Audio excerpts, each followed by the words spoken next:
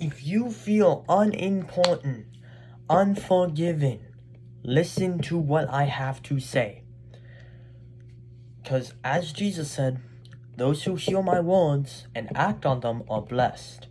And these are not my words, these are Jesus, or not Jesus' words. These are God's words, the Bible.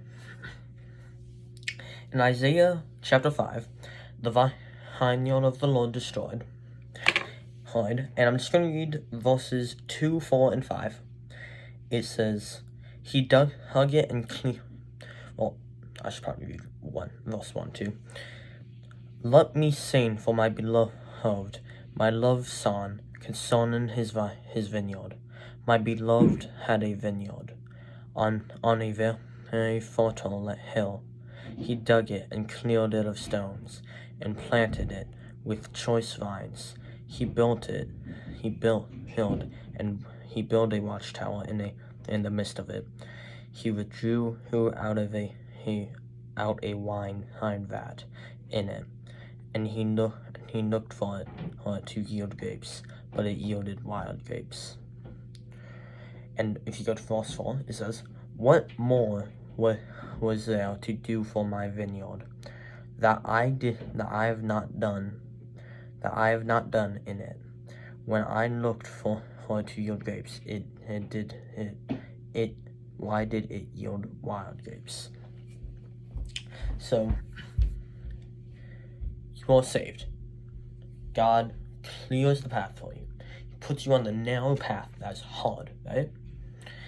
And then but it's like you're grown. So he clears all of it.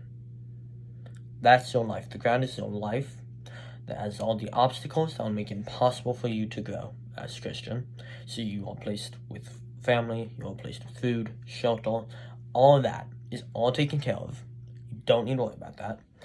But here's the thing, when you are growing up, it is ultimately up to you how you grow. Because plants grow, but they, for the most part, have dominion over where they go.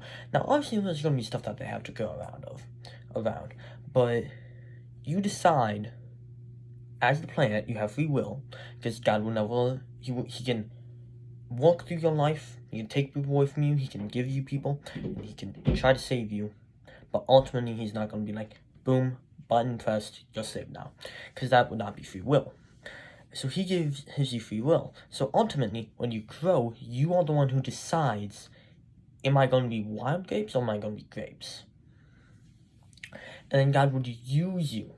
He wants to use you for his plan. He has a plan for you.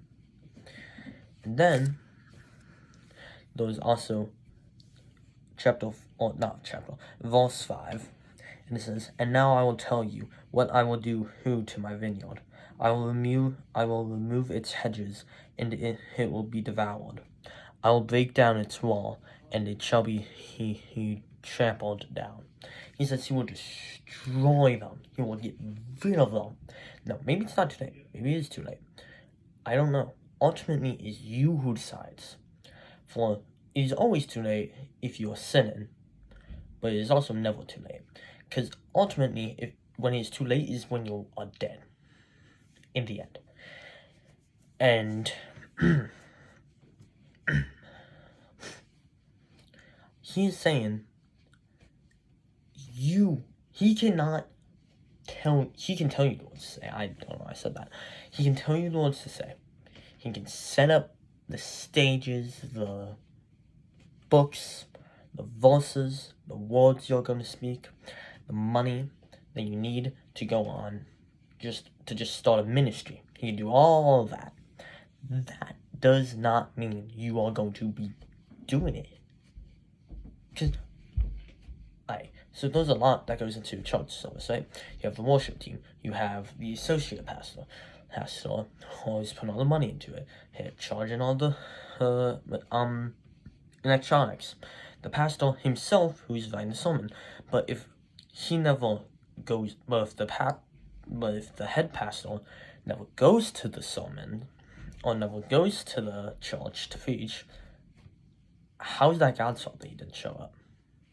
Think about that. So that's gonna be it. Touch on the face. I won't say that. So ultimately, is your fault if you never grow in Christ, and if you never come to Him. So meditate on that, think about that, and have a good day.